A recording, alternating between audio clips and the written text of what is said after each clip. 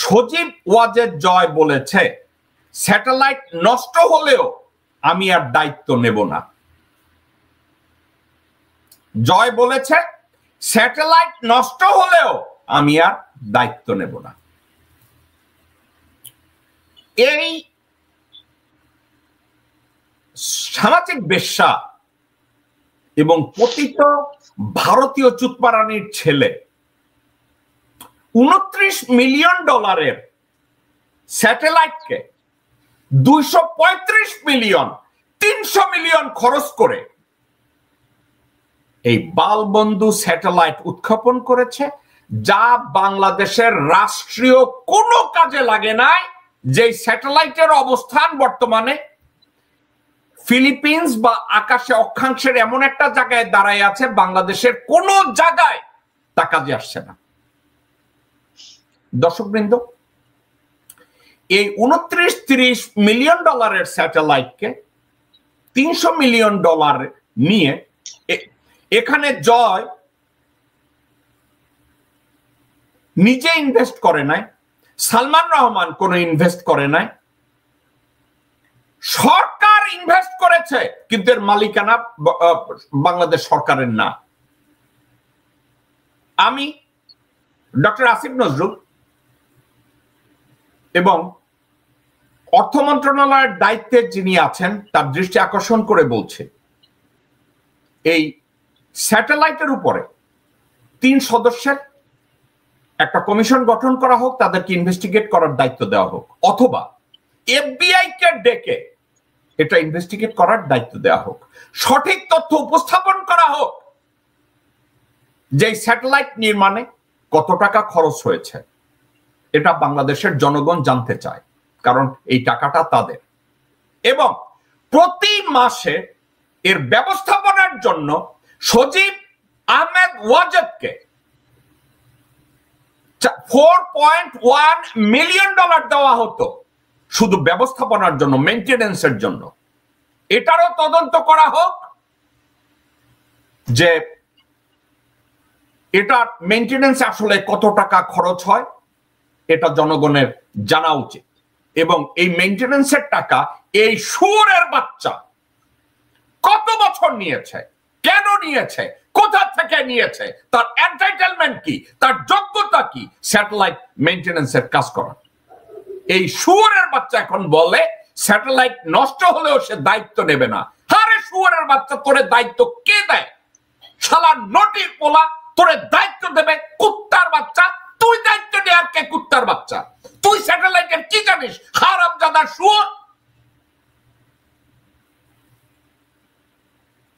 কাজী আব্দুল্লাহ আল মামুন, আমি অত্যন্ত দুঃখিত, আমি বাজে শব্দ ব্যবহার করেছি এই শুয়োরের উপরে। আপনি কি এটার উপরে কোনো মন্তব্য করবেন? জয় বলেছে সে ওটা স্যাটেলাইট নষ্ট হলেও দায়িত্ব নেবে না। ওকে দায়িত্ব নেওয়ার কথা কে বলেছে?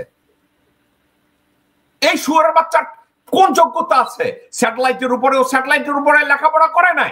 এই শুয়োরের কোনো দায়িত্ব নাই। প্রতি মাসে $4 মিলিয়ন উপরে নিছে এই স্যাটেলাইট মেইনটেনেন্সের জন্য, যেটা রাষ্ট্রের জন্য একটা বোঝা। আর এখন বলে সে স্যাটেলাইটের দায়িত্ব নেবে না। ওরে কেউ দায়িত্ব নেওয়ার কথা বলছে? কেউ বলে নাই। নিজের থেকে কুত্তার বাচ্চা এই উক্তিটা করেছে। আমি জানি না আপনি এটার উপরে কোনো মন্তব্য করতে চান কিনা। যদি চান প্লিজ ডু। একে তো তাকে কেউ দায়িত্ব দেয় নাই, আর এটা কোনো কাজেও আসে নাই। সাধারণ মানুষ জানেও না এই স্যাটেলাইটের ইউটিলিটি কি। এবং এটা যে একটা শুধু চুরি না, একটা ডাকাতি, এটা আন্তর্জাতিক আদালতে কিংবা FBI এর কথা বলছেন, এটা তদন্ত হওয়া উচিত ইমিডিয়েটলি। আপনার সাথে আমি একমত। এবং এটার পাশাপাশি শুধু এই যে হাসিনা পরিবার না, এবং এদের যারা অলিগার্ড যে ছিল সকলের সম্পত্তি প্রথমেই হলো প্রাইমা ফেসি যে এভিডেন্স হয়, তখন সঙ্গে সঙ্গে অর্ডার হবে একই সাথে তাকে গ্রেফতার এবং সম্পত্তি বাজেয়াপ্ত। এই দুইটা যদি করা হয়, এই অপারেশন যে ডেভিল হার্ট যেটা আছে এটা সাকসেস হবে এবং সেই আওতায় সম্ভব।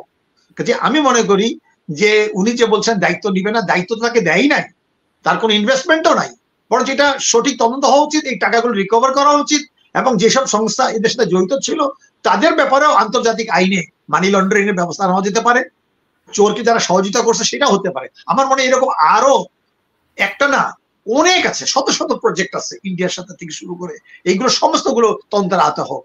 আর আপনি একটা কথা বলেছিলেন যে সেটার আমি একটু মিস করেছি, আমি একটু অ্যাড করে দিই। সেটা হলো যে আমরা যদিও পুরনো মানে যেতে চাচ্ছি না, তবু আমি জাস্ট একটু অ্যাড করে দিই। আমরা একটা সময় বেঁধে দিতে পারি যে ন্যায় বিচার যেটি আসিফ নজরুলের কাছে প্রত্যাশা করি, কিংবা এই অপারেশন ডেভিল হার্টটা যেটা নাকি সুপ্রিম যে কমান্ডের দায়িত্বে আছেন এই জেনারেল ওয়াকার, এই দুইজনের প্রতি আমাদের কতটুকু আস্থা আছে এটা দেখতে হবে। এটা একটা সময় বেঁধে দিতে হবে। যদি এই বিচারের ব্যবস্থাটা যে আসিফ নজরুল দায়িত্ব নেয়, আর অপারেশন ক্লিন হার্ট তো উনি ধরলেন আর আসিফ নজরুল ছেড়ে দিল, তাই তো হচ্ছে, তাইলে তো লাভ হলো না। তো কাজে এটা যদি কালক্ষেপণের নামে হঠাৎ কালকে দেখবেন 2 সপ্তাহ আরেকটা ঘটনা ঘটায় দিবে, আমাদের আলোচনা কিন্তু প্রায় ভুলেই গেছি। এই কিছুদিন আপনি অনেক বড় টক শো করলেন যে বিডিআর জেনোসাইডে 4.5 ঘন্টা আপনি একজন ভিকটিম তার স্ত্রীকে নিয়ে করেছেন, 4.5 ঘন্টা, অনেক লোক শুনেছে, আমি নিজেও শুনেছি। তো এরপরে এই যে আপনি দেখেন যে সেক্রেটারিয়েটের আগুন লাগলো, ওইটা হচ্ছে না। কাজে এরকম যেন সুযোগ না হয়। এখন এই প্রতিদিন মানুষ মনিটরিং করতে চায়, সকালে একটা বলবে, দুপুরে একটা কথাও বলবে, বিকালটা বলবে। আমরা প্রত্যেকটা দিন এটার ডে টু ডে না, দিনের মধ্যে 3 বার আমরা আপডেট যেতে চাই, তাইলে মানুষ আস্থা পানো। আর তা না হলে আমাদের বলতে হবে যে ডক্টর ইউনূসের স্বার্থেই আমরা বলতে হবে তাদেরকে গ্রেফতার করা হোক।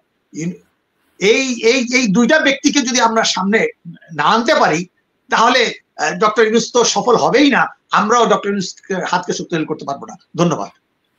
আরো একটা কথা এই বিষয়ে আমি শেষ করতে চাই। এই বঙ্গবন্ধু স্যাটেলাইটের মালিকানা, আপনি তাদের ইনভেস্টিগেট করার কথা বলেছেন, আপনি বলেছেন যেটা এই টাকা রিকভার করা হোক, ওয়ার ফ্রড, মানি লন্ডারিং এর সাথে সজীব আহমেদ ওয়াজেদ এই স্যাটেলাইটের নামটা ব্যবহার করেছে।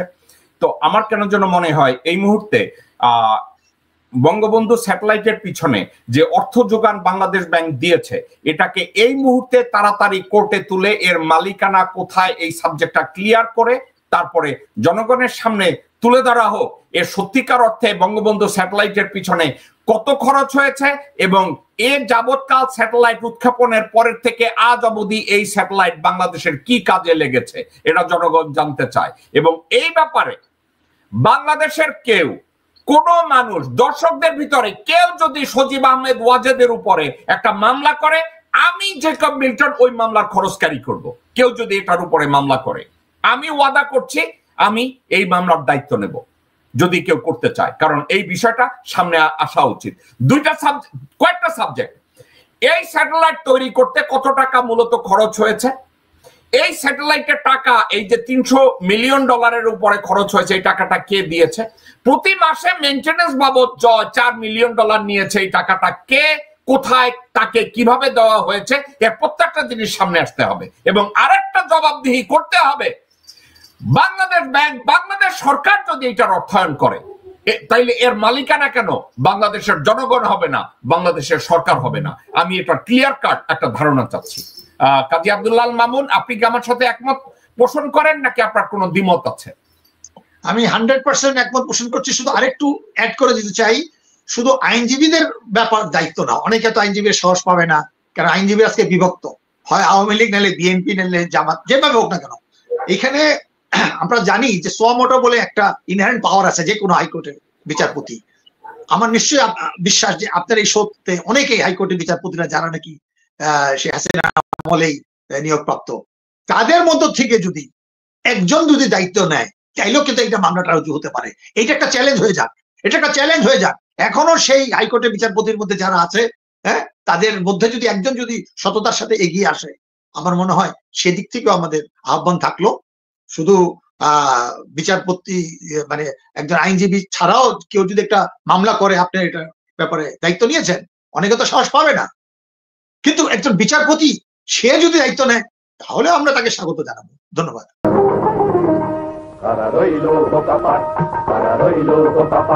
ভেঙে ফেল কর রেল পাট, রক্ত জামার শিকল পুজোর ভাষণ বেদি, ওরে ও করুণ নিশান, ওরে ও করুণ নিশান, তোর গলায় বিশাল ধ্বংস নিশান, প্রাচীর প্রাচীর ভেদি।